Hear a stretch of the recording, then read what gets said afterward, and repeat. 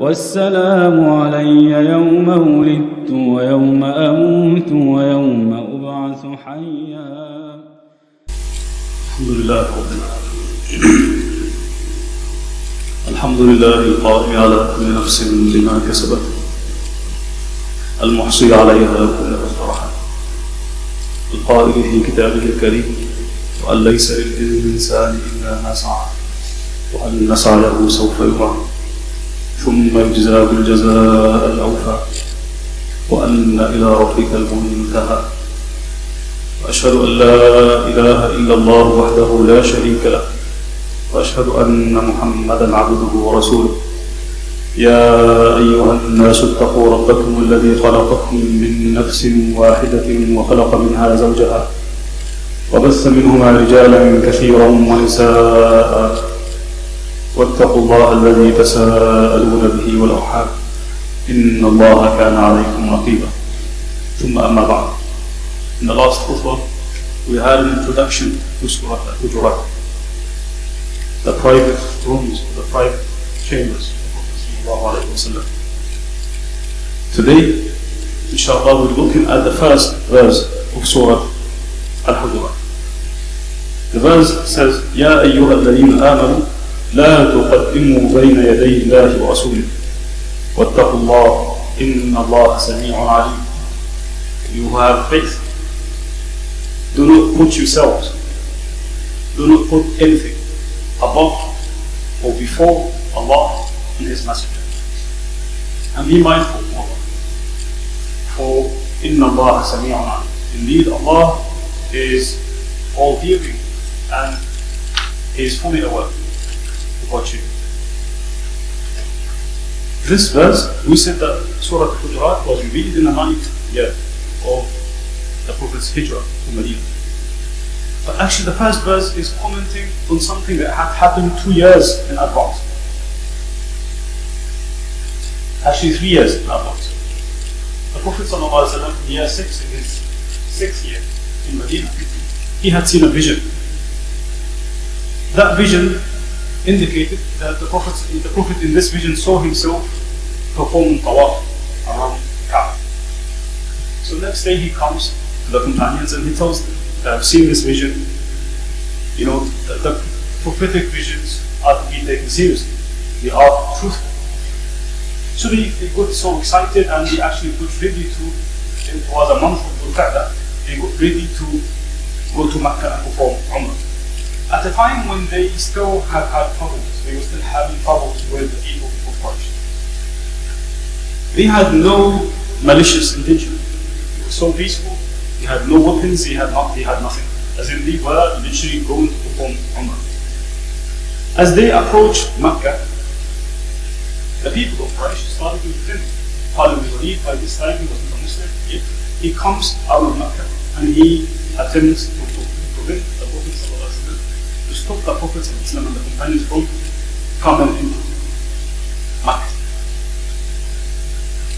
At this particular point, the Prophet and his companions, they started to negotiate. The Prophet he himself at this very point, after those years of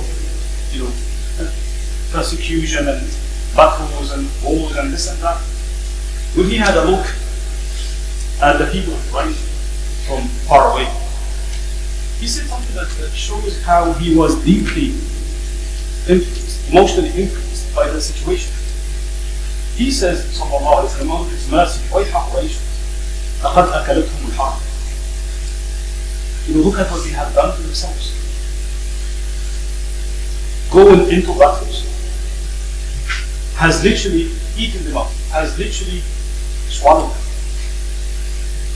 The Prophet ﷺ is comparing his vision of Quraysh 20 years ago to the actual situation. They have become so weak and he has become so powerful. He was going to Umrah and he had 1,400 people with him. And he said, وَاللَّهِ لَا يَسْأَلُونِي خُطْبَةً يُعَظِّمُونَ فِيهَا حُرُمَاتِ اللَّهِ إِلَّا وَأَخْذُهُمْ عَلَيْهَا. Whatever they would ask me for, I do not have any battles against them. Whatever you ask me for, I will accept.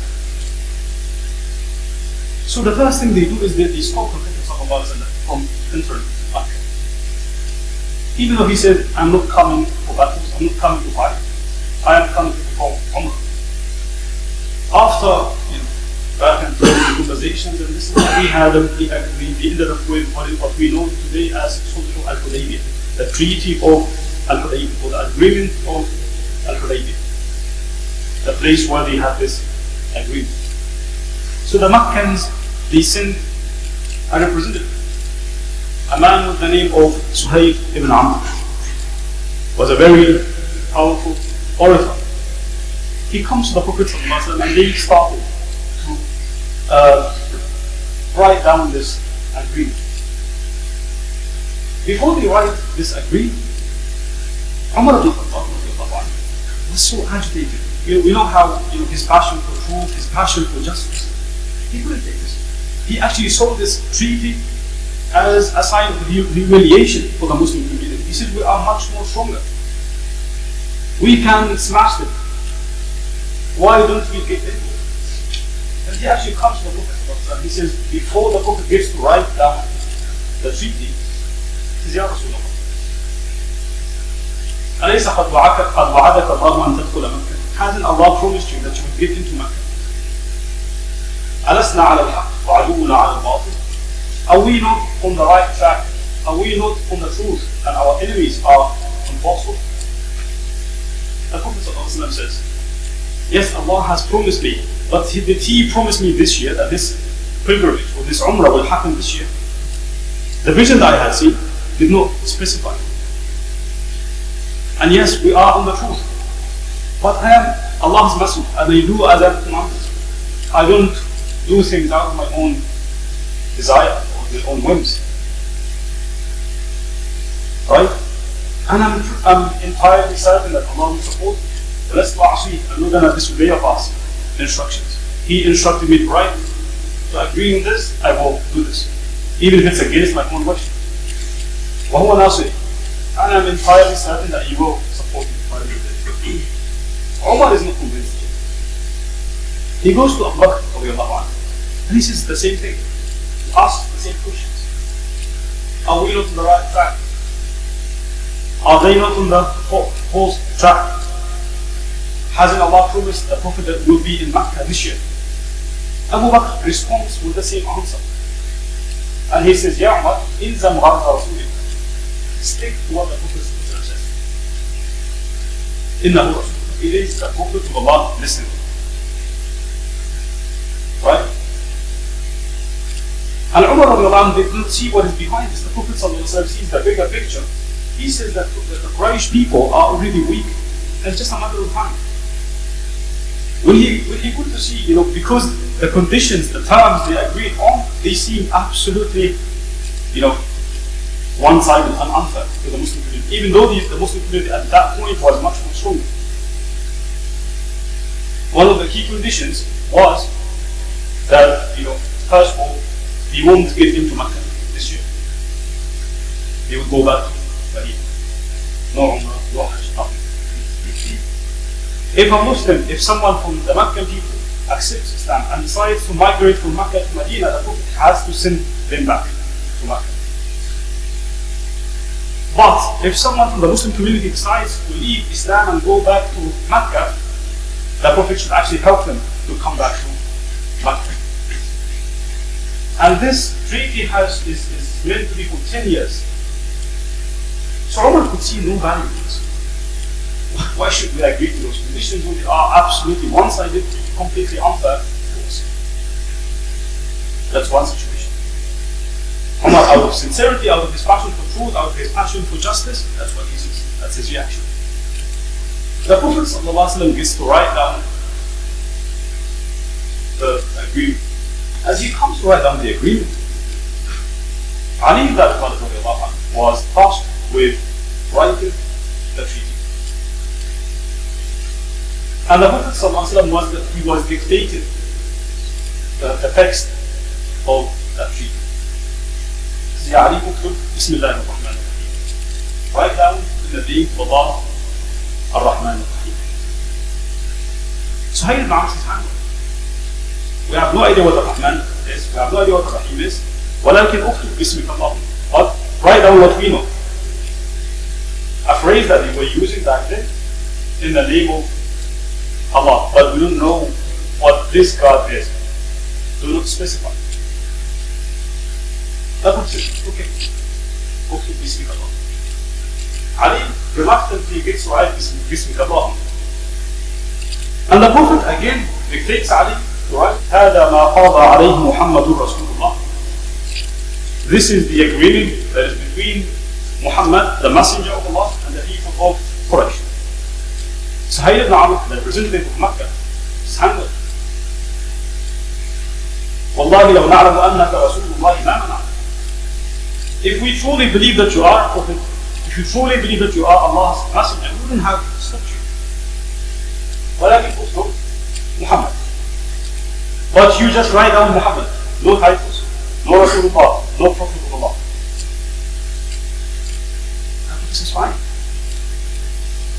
He tells to Ali, this يعني أمك رسوله. And he asks Ali to erase the statement that says Rasulullah, the messenger of Allah. Ali insists. And he says, Wallahi, la anfuka abada. Why Allah, I will never erase your title. That is the title that Allah has given you. Who am I to erase this? But the Prophet asked him. The Prophet took that manuscript, that text, and he actually erased his own title. And he had written just his name, Muhammad. The Prophet could barely write after the day he died. And title just وَكَانَ لَا يُحْسِنُ الْكِتَابَ. He would barely be able to write. وَكَانَ لَا يُحْسِنُ الْكِتَابَ. Ali resists again. Because he could see again the same situation. These are unfair conditions, unjust terms, and we don't really have to accept it. We could simply fight. Right? And you could see how weak the Meccans were and how strong the Prophet's party was. Right? Surah Al-Hujurat comes to correct this inner evil. Umar had a good intention. His passion for truth, his passion for justice, he is known for this. Ali ibn Abi Talib, the same thing. His reaction is based on his love and his reverence and respect for the Prophet. Stopped him from raising the Prophet's title, Rasulullah. So all was done for good reasons, for a good reason. And yet the Prophet could see the greater good, could see the bigger picture, something that he hadn't seen. And yet he had to really comply with what the Prophet had to say. Surah Al-Hujurat comes to remind, to literally correct this Muslim behavior. To say that whenever Allah, do not put your reasoning, do not put yourself, do not put your desires, do not put your emotions before Allah and His Messenger. And this is happening literally 3 or 2 years after this treaty. The Quran does not shy away from correcting the Muslim behavior, because this community is meant to be an ideal. Allah has meant for this community to be shuhada a'lam, to be witness for people, to be examples, to lead by example. Right? And if an ummah is meant to lead by example, Allah will leave no incorrect action. Allah will leave no incorrect behavior without comment. So that Allah comes after this to begin with this actually. Even if you have a good intention, even if your reaction is based on sincerity, you have to always really think of what Allah had to say in this, what the Prophet ﷺ had to say in that. And in this there is a lesson for us.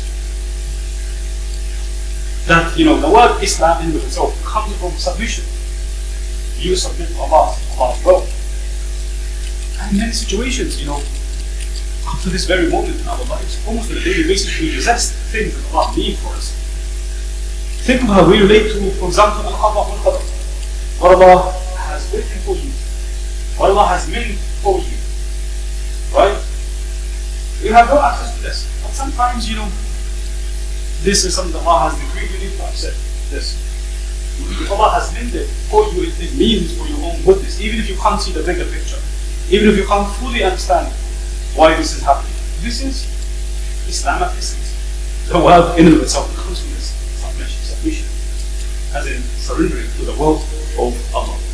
The first verse in Surah Al-Quran comes to remind us of who we are. If we truly have faith, that's why the first phrase that the surah begins with Ya ayyuhalladhina, all you who have faith. If you have faith, if you truly have faith, this should be your reaction.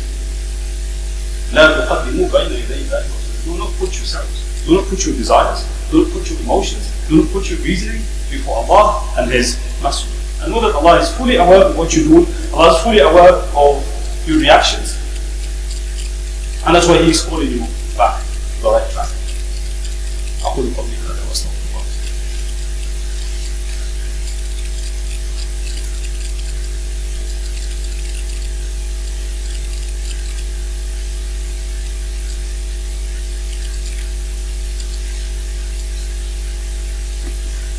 الحمد لله رب العالمين والعاقبة للمتقين ولا عدوان إلا على الظالمين. إن الله وملائكته يصلون على النبي يا أيها الذين آمنوا صلوا عليه وسلموا تسليما. اللهم صل على سيدنا محمد في الأولين، صل على سيدنا محمد في الآخرين، صل على سيدنا محمد في الملأ الأعلى إلى يوم الدين. اللهم حبب إلينا الإيمان وزينه في قلوبنا، كره إلينا الكفر والفسوق والعصيان واجعلنا من الراشدين. ربنا لا تؤاخذنا إن نسينا أو أخطأنا، ربنا ولا تحمل علينا إصرا كما حملته على الذين من قبلنا، ربنا ولا تحملنا ما لا طاقة لنا به، واعف عنا واغفر لنا وارحمنا أنت مولانا فانصرنا على القوم الكافرين. أقم الصلاة إن الصلاة كانت على المؤمنين كتابا.